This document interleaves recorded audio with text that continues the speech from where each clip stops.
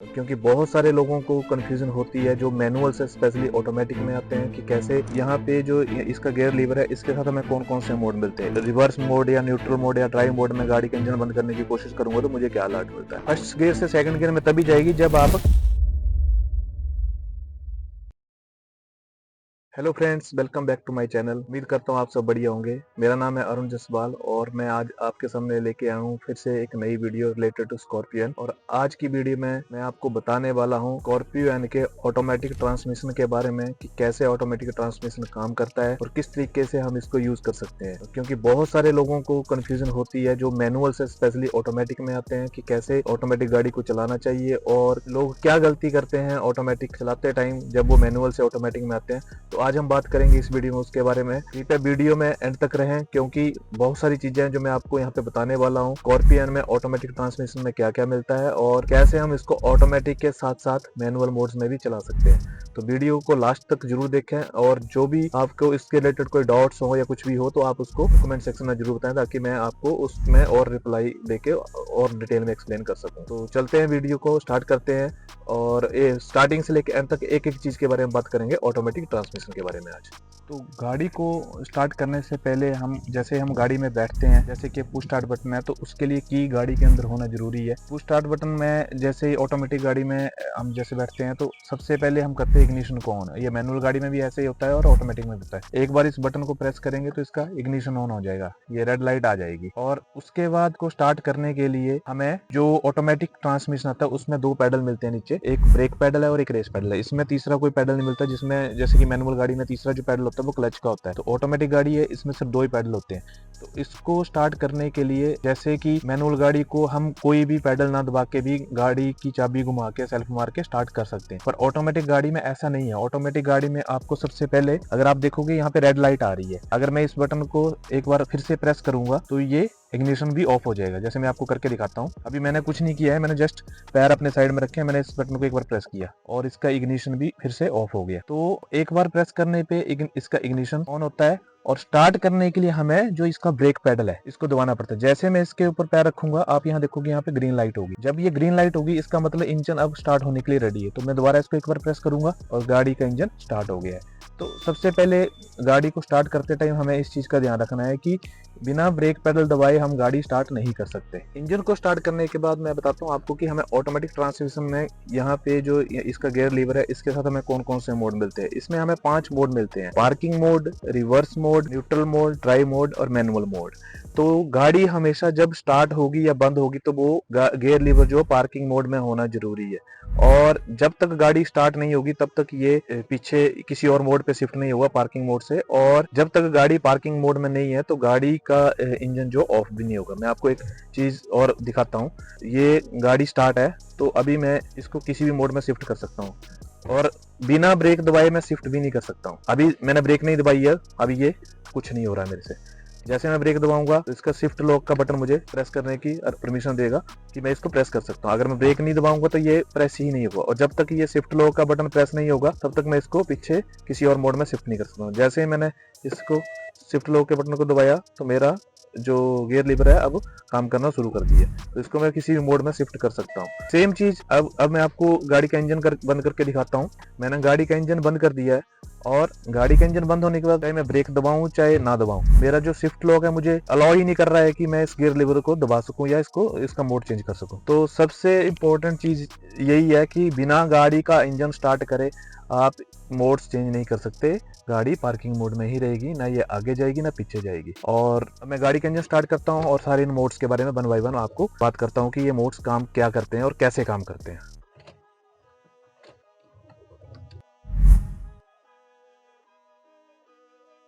गाड़ी का इंजन मैंने स्टार्ट कर दिया है। गाड़ी का इंजन स्टार्ट करने के बाद फर्स्ट मोड की बात करते हैं। फर्स्ट मोड है पार्किंग मोड। पार्किंग मोड में आपकी गाड़ी जो है बिल्कुल जैसे कि हम हैंड ब्रेक लगा के गाड़ी को खड़ी करते हैं वैसे ही ये गाड़ी पार्किंग मोड में खड़ी होती है। इसमें ब्रेक अप्लाई होती है, अगर आप हैंड ब्रेक हटा भी दो तब भी ये गाड़ी आगे पीछे मूव नहीं करेगी। पार्किंग मोड में ये एक जगह पे स्टेबल रहेगी, पर स्टिल पार्किंग हमारे पास हैंड ब्रेक का ऑप्शन है तो हम इसको भी जरूर यूज करेंगे कहीं पे भी जब आप गाड़ी को पार्क करेंगे। पर पार्किंग मोड में जब गाड़ी होगी तो गाड़ी आगे पीछे मूव नहीं करेगी। तो पार्किंग मोड का यही काम है। गाड़ी का इंजन जैसे मैंने आपको बताया स्टार्ट भी पार्किंग मोड में होगा और गाड़ी का इंजन ऑफ भी पार्किंग मोड में ही होगा। मैं किसी और मोड में शिफ्ट करूंगा और मैं आपको दिखाऊंगा कि मैं अगर रिवर्स मोड या न्यूट्रल मोड या ड्राइव मोड में गाड़ी का इंजन बंद करने की कोशिश करूंगा तो मुझे क्या अलर्ट मिलता है। पार्किंग मोड के बाद नेक्स्ट जो मोड है इसका है रिवर्स। तो हमें कुछ नहीं करना है, इसके लॉक को ब्रेक पे पैर रखना है और लॉक को हल्का सा प्रेस करके इसको मोड को चेंज करना है। अब पार्किंग से आ गया रिवर्स मोड में। मेरा रिवर्स मोड अप्लाई हो गया है और रिवर्स पे ये बैक कैमरा भी ओपन यहाँ पे शो हो गया मेरा इंफोटेनमेंट सिस्टम में, और यहाँ से मैं गाड़ी को रिवर्स कर सकता हूँ रिवर्स मोड में डाल के। पार्किंग के बाद रिवर्स मोड में सेम, अब रिवर्स मोड से जो है न्यूट्रल मोड में गाड़ी चली जाएगी बिना लॉक को प्रेस किए। पार्किंग से हटाने के लिए हमें लॉक प्रेस करना पड़ेगा, पर उसके बाद किसी और मोड में जाने के लिए हमें लॉक प्रेस करने की जरूरत नहीं है। जैसे रिवर्स में न्यूट्रल में आगे मुझे लॉक प्रेस करने की जरूरत नहीं है। अब न्यूट्रल से रिवर्स में जाना है तो मुझे लॉक प्रेस करने की जरूरत है, पर रिवर्स जब मैं न्यूट्रल में जा रहा हूँ तो मुझे लॉक प्रेस करने की जरूरत नहीं पड़ रही है, पर न्यूट्रल से रिवर्स में लॉक प्रेस करना पड़ रहा है। तो रिवर्स मोड जैसे आपको पता ही है कि रिवर्स मोड जैसे हम अप्लाई करते हैं तो गाड़ी बैक करने के लिए हम रिवर्स मोड लगाते हैं, या इसका इंडिकेशन इंफोटेनमेंट सिस्टम में भी आता है और MID में भी यहाँ पे दिखाता है कि रिवर्स मोड अप्लाई हो चुका है यहाँ पे। तो रिवर्स मोड के बाद नेक्स्ट जो मोड है वो न्यूट्रल मोड। अब मान लो न्यूट्रल मोड, जैसे कि आपको पता है न्यूट्रल किस लिए यूज होता है। मान लो हम कहीं पे गाड़ी मतलब लाइटों पे खड़े हैं और गाड़ी का इंजन स्टार्ट है, AC चल रहा है और हमें ना गाड़ी आगे लेके जानी ना पीछे लेके जानी है और गाड़ी का इंजन स्टार्ट है, हम न्यूट्रल मोड पे लगा के गाड़ी को खड़ी कर सकते हैं। न्यूट्रल इसी के लिए यूज होता है। तो रिवर्स से न्यूट्रल में हमें बिना कुछ लॉक प्रेस किए शिफ्ट कर सकते हैं, और न्यूट्रल से अगला जो मोड है ड्राइव मोड, उसमें भी हमें लॉक प्रेस करने की जरूरत नहीं है। न्यूट्रल से ड्राइव में और ड्राइव से न्यूट्रल में हमें जो शिफ्ट लॉक है इसको प्रेस करने की जरूरत नहीं है, ये आराम से शिफ्ट हो जाता है। तो न्यूट्रल का काम मैंने आपको बता ही दिया कि गाड़ी खड़ी है, इंजन स्टार्ट है, ना हमने इसको गाड़ी को आगे लेके जाना है ना पीछे लेके जाना है, तो उसके लिए न्यूट्रल यूज होता है। ड्राइव मोड ऑटोमेटिक में जैसे ही मैंने इसको ड्राइव मोड पे शिफ्ट किया, यहाँ पे MID में मुझे इसने D का सिग्नल दे दिया कि गाड़ी चलने के लिए रेडी है अब ड्राइव। और ड्राइव मोड जैसे ही मैं हैंड ब्रेक हटाता हूँ और जैसे ही मैं ब्रेक छोड़ता हूँ गाड़ी आगे चलती है। मैं थोड़ा सा रिवर्स करके चला के दिखाता हूँ आपको। ये रिवर्स मोड पे अभी गाड़ी मैंने रिवर्स करा और हल्का हल्का ब्रेक छोड़ी और गाड़ी चलने को चल रही है पीछे को। अब मैंने न्यूट्रल किया, न्यूट्रल के बाद ड्राइव करके मैंने जैसे ही ब्रेक को छोड़ा गाड़ी अपने आप चल दी और गाड़ी चल रही है इस टाइम ड्राइव मोड में। ऑटोमेटिक में ये D का साइन ही देगा आपको MID में हमेशा, चाहिए फर्स्ट गियर में हो, सेकंड गियर में हो, थर्ड गियर में हो, जिस भी गियर में चले पर ये D का साइन देगा और ऑटोमेटिक गियर शिफ्ट करेगा। जैसे कि आपने देखा होगा स्कूटी वगैरह में गाड़ी ऑटोमेटिकली चलती है ब्रेक छोड़ने के बाद, तो सेम चीज यहाँ पे हो रही है। तो इस तरीके से ये ऑटोमेटिक का ड्राइव मोड काम करता है। अब ड्राइव मोड पे मैंने जैसे ब्रेक लगा दिया, जैसे मैंने आपको बताया कि कहीं मुझे गाड़ी खड़ी करनी है और गाड़ी खड़ी करने के बाद मुझे जो है गाड़ी को ना आगे चलाना ना पीछे चलाना, तो मैं न्यूट्रल मोड अप्लाई करके मैं ब्रेक छोड़ सकता हूँ। तो ये था काम ऑटोमेटिक में D मोड का। इसके बाद जो नेक्स्ट मोड आता है, हम इस गाड़ी को जो है मैनुअल में भी चला सकते हैं। तो मान लो कोई चाहता है कि इस गाड़ी को मैनुअल में चलाना, तो मैनुअल में चलाने के लिए हमें क्या करना पड़ेगा, मैं वो चीज आपको चला के दिखाता हूँ। पहले मैं थोड़ा रिवर्स करके गाड़ी मोड लेता हूँ। सबसे पहले हम लेंगे लीवर को ड्राइव मोड पे। ड्राइव मोड में लाने के बाद हम इसको करेंगे लेफ्ट साइड को प्रेस।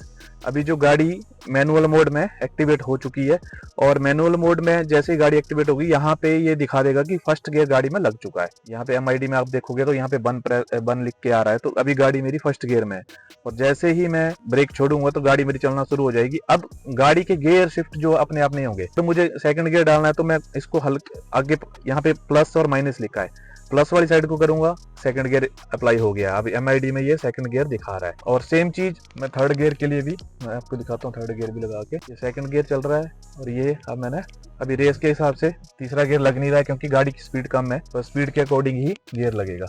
तो इस तरीके से, और अगर मैंने जैसे सेकंड से फर्स्ट में करना है तो मैंने माइनस की तरफ प्रेस किया और गियर डाउन हो गया। तो इस तरीके से ये मैनुअल काम करता है। और जब आप मैनुअल में ड्राइव कर रहे हैं तो एक चीज का ध्यान रखना हमेशा, मैनुअल में गियर अप जो होगा वो आपकी मर्जी से होगा। आप गाड़ी फर्स्ट गियर से सेकंड गियर में तभी जाएगी जब आप मैनुअल में डाल के इसको प्लस की तरफ अप करोगे इसको, और डाउन माइनस की तरफ होगे।